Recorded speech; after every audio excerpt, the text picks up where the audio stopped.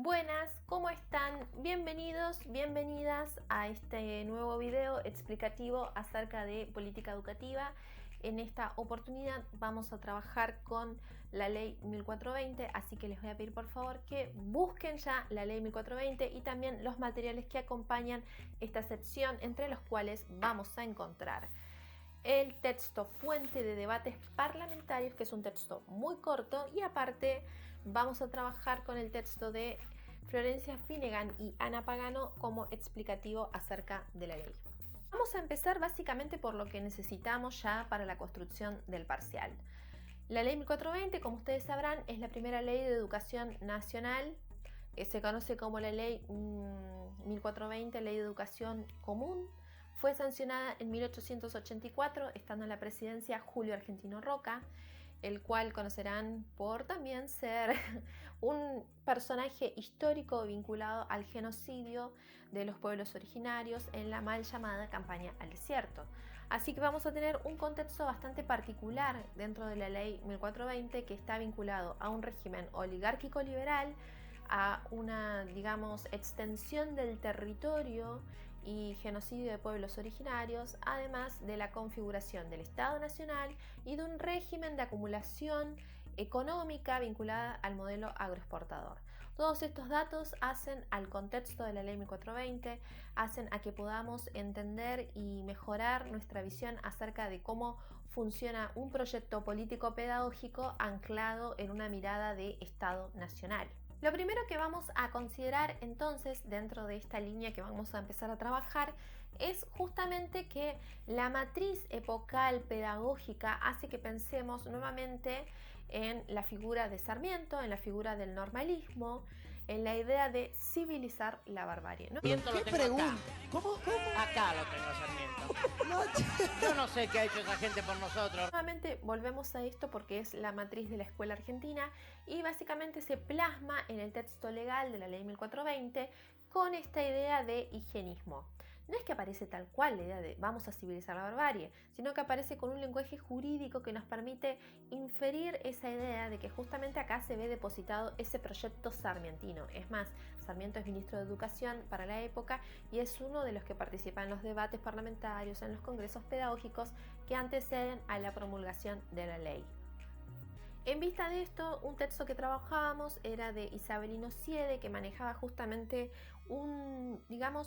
el precepto de ese texto es que hay una gran contradicción en el nacimiento de la educación pública argentina, porque por un lado tenemos una tesis que dice que hay que civilizar la barbarie y sabemos lo que eso significó en términos de un Estado fuertemente represivo, pero por otro lado también tenemos el nacimiento de una escuela pública que generó la alfabetización, que generó la posibilidad del acceso a la lectoescritura y posteriormente la posibilidad de pensar a la educación como un derecho. Entonces hay una gran contradicción básica en la historia de la educación argentina con el nacimiento de la escuela primaria.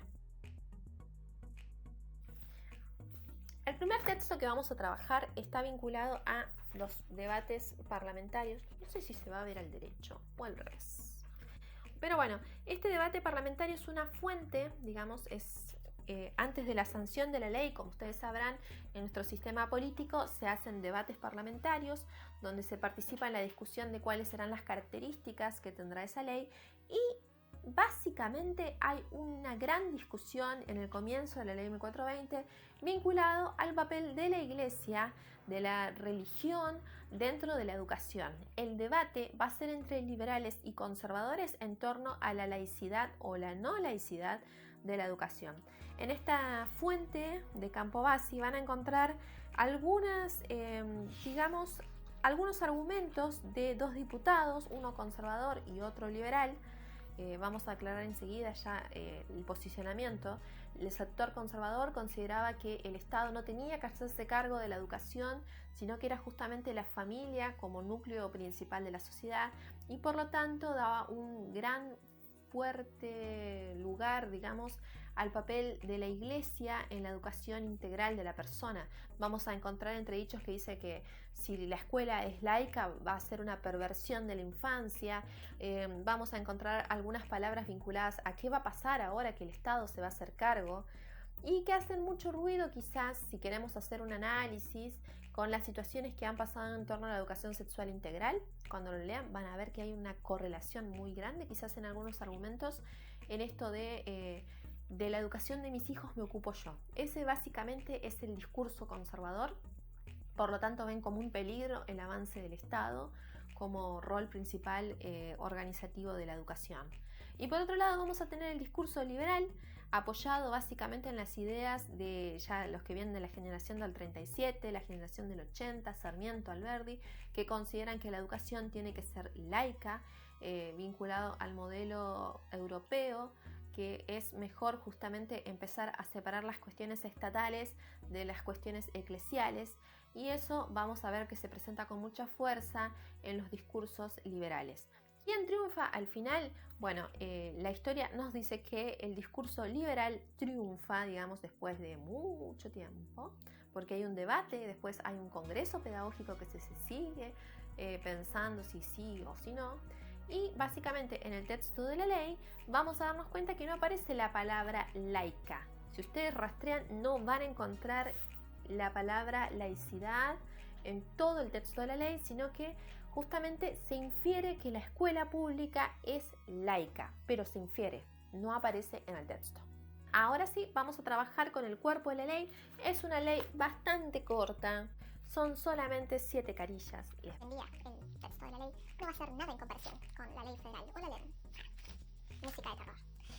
La ley 1420 básicamente está dividida en algunos capítulos. En total son, ya les digo, son 9 capítulos, son 82 artículos. Los vamos a leer todos, no en este video por supuesto, pero yo acá voy a remarcar algunas cuestiones centrales que quiero que tengan en cuenta, que son centrales para entender los principios políticos pedagógicos. Si ustedes recuerdan, dijimos que toda la cursada vamos a trabajar con la mirada acerca de cómo son y cuáles son los principios políticos pedagógicos, entre los cuales encontramos la cuestión de la gratuidad, obligatoriedad, laicidad, principalidad del Estado o subsidiariedad, derecho a la educación, entre los centrales. ¿Bien? En el capítulo número 1 vamos a encontrar la mayoría de estas discusiones, entre las cuales vamos a ver algunas características, principios generales de la organización de la enseñanza pública en las escuelas primarias. De más, quiero decir, aclarar en este momento, qué rápido que estoy hablando, que la Ley de Educación 1420 es solamente jurisdicción de la escuela primaria, es decir, no existe nada más allá de la escuela primaria en esta ley, solamente se vincula a esa educación y establece un rango de edad, porque básicamente la educación secundaria, lo que conocemos hoy en día como educación secundaria, estaba en manos de los colegios nacionales en los cuales participaban los hijos de la élite, y ni hablar de la universidad, que básicamente también tenías que pasar por el colegio para ingresar a la universidad. Entonces esta ley solamente se circunscribe a ese nivel, y vamos a ver también que solamente a cierta parte del territorio, porque la consolidación del mapa de Argentina todavía está en construcción y hay territorios. O sea, la Patagonia es un territorio, es pensado para la época como un desierto, entonces incluso en los mapas van a ver que no aparece, o sea, aparece una gran mancha oscura, porque se consideraba que la extensión, digamos, de la civilización iba a ser posterior, y por lo tanto consideraban que no vivía nadie en el territorio patagónico. También pasa lo mismo con el territorio del norte de la actual Argentina, que se consideraba como un territorio anexable a lo que ya estaba consolidado como territorio nacional del país, del Estado Nacional.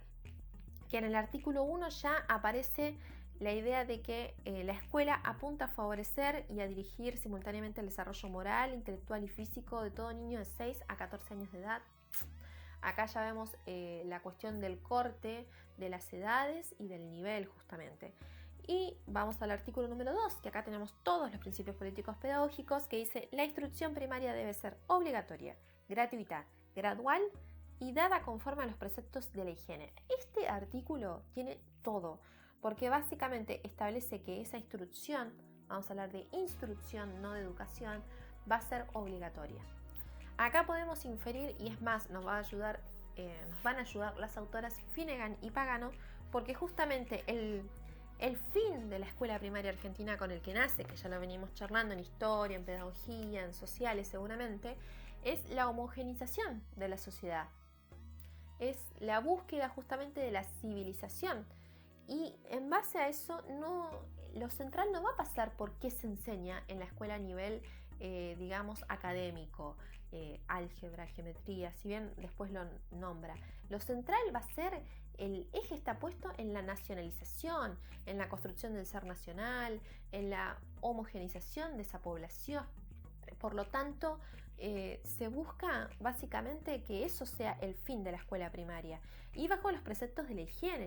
Aparte de eso, si es obligatoria, tiene que ser gratuita. Estas dos cuestiones van de la mano, estos dos principios políticos pedagógicos, y gradual, que significa dividida en grados, por lo cual vamos a tener primero el establecimiento de esta configuración del nivel educativo primario. Vamos a ir viendo que a lo largo también del desarrollo de este capítulo número 1 vamos a ver justamente algunas cuestiones vinculadas a qué se va a enseñar, muy interesante. Vamos a ver también, si quieren mirar una mirada de género, hay una distinción de lo que se enseña para varones y otra distinción sobre lo que se enseña para mujeres. Y además, en el artículo número 8 vamos a ver también cómo está la cuestión de la enseñanza religiosa, que acá se infiere la laicidad, porque se dice que la enseñanza religiosa se da antes o después del horario escolar. ¿Se puede utilizar la instalación? Sí, pero la enseñanza va a ser antes o después. Continuando también con algunas otras cuestiones, se establece un mínimo de enseñanza, se habla también de educación de adultos, pero no se hace mucha más prescripción acerca de eso. En el capítulo número 2 vamos a trabajar justamente con algunas cuestiones organizativas, pero vinculadas a los padres. Hay una cuestión que justamente frente a esta idea de que necesito que el chico esté en la escuela, se establece una penalidad. El padre que no enviaba a su hijo a la escuela, la policía tenía la posibilidad de ir a buscar a ese chico e ingresarlo a la escuela a la fuerza. Acá vemos el accionar del aparato represivo del Estado nuevamente para los intereses de este Estado naciente, y se aplicaba una pena, e incluso en el anexo de la ley vamos a ver que si faltabas a la escuela tenías que llenar, digamos, una serie de formularios y justificativos que dieran cuenta de que por qué no fuiste a la escuela. O sea, esta idea justamente de que es mejor que el pibe esté en la escuela que esté en la calle, que lo charlábamos en pedagogía, van haciendo justamente esto. Prefiero que esté en la escuela, lugar de instrucción, de centralización, a que esté por otro lugar, porque necesito formar a ese ciudadano. En el capítulo número 3 van a encontrar todo lo vinculado al personal docente, o sea, quiénes van a ser las encargadas de enseñar, y estoy hablando de encargadas porque vamos a ver que acá justamente ya había nacido el normalismo, pero ahora lo que se hace hincapié es que justamente quien enseña en la escuela primaria de la ley 1420 va a ser una docente formada en la escuela normal, y también establece algunas cuestiones de requisitos que también lo pueden ver en el contrato de señoritas. También hay algunas series de reglamentos, y también vamos a ver que siempre se habla de que quienes accedían a los cargos de directores y supervisores eran varones. Las mujeres no podíamos acceder a esos cargos jerárquicos, solamente, digamos, a la cuestión de la enseñanza, y eso también me parece un punto interesante a poder subrayar. En el capítulo 4 vamos a ver acerca de la inspección técnica y administración de las escuelas. Se hacía un registro, se hacía, digamos, un momento de inspección en las escuelas, que también era llevado adelante por maestros egresados de la escuela normal. Y es importante también tener en cuenta que hay todo un despliegue de control del Estado Nacional sobre la escuela primaria, y acá va un punto muy importante que quiero destacar, porque cuando hablamos de la escuela de la ley 1420 hablamos del SIPSE, no sé si lo recuerdan, de Adriana Puigros, Sistema de Instrucción Pública Centralizada Estatal. ¿Qué quiere decir esto? Que vamos a hablar de que el Estado tiene el control digamos, sobre la educación pública a un nivel territorial nacional, como hablamos anteriormente. ¿Y qué significa esto? Que el Estado va a tener un rol principal. Y quiero hacer mención en esto porque muchas veces podemos ver cómo se combinan los roles del Estado. ¿Es un rol principal? Sí, porque el Estado organizó qué se enseña, cuándo se enseña, cómo se enseña, establece, digamos, cuántos habitantes incluso tiene que haber para que haya una escuela, eso va a aparecer en la ley. Pero también vamos a ver una cuestión, una falencia, podríamos decir, que está en el capítulo número 5, que habla acerca de cómo se va a sostener la escuela.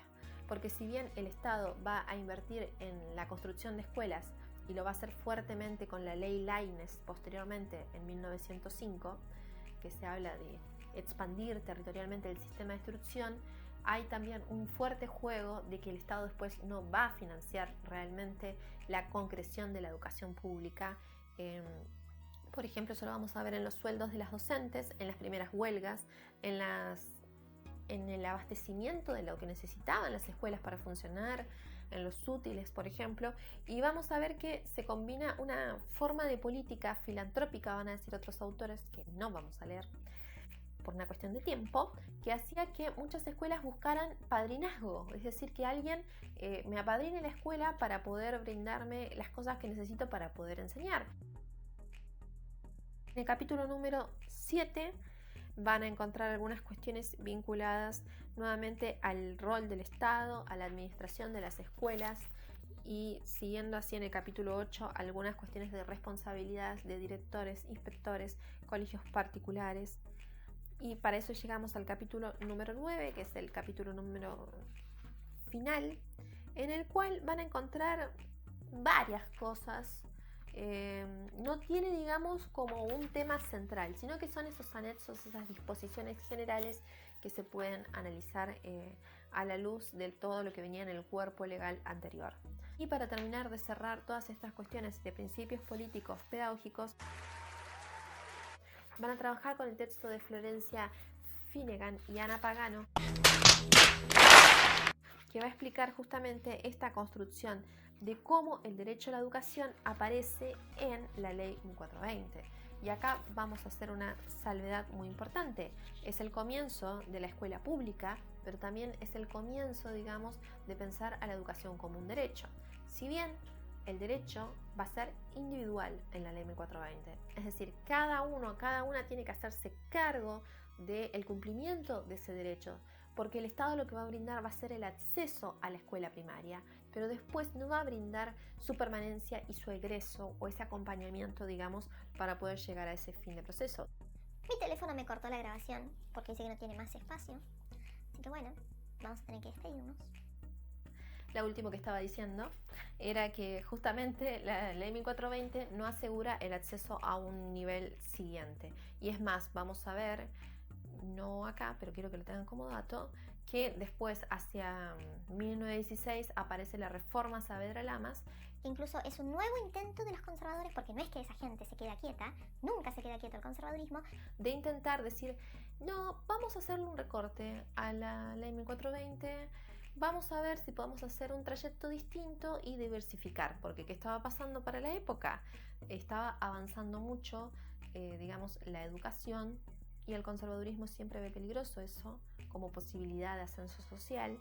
Entonces había sectores que ya estaban empezando a pugnar por un lugar en los estudios superiores. Entonces, ¿qué hace el conservadurismo? Dice, reforma Saavedra Lamas, que realmente no sigue pasando porque no se aprueba, pero básicamente era una idea de volver más técnica la educación primaria para ya directamente volverlo solamente como formación de mano de obra barata. Y bueno, esto sería todo por la clase de hoy, video clase, lo que sea, como nos estemos llamando en este momento.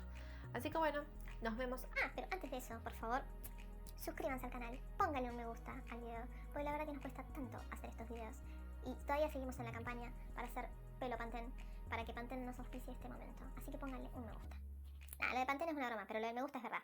Así que bueno, nos vemos.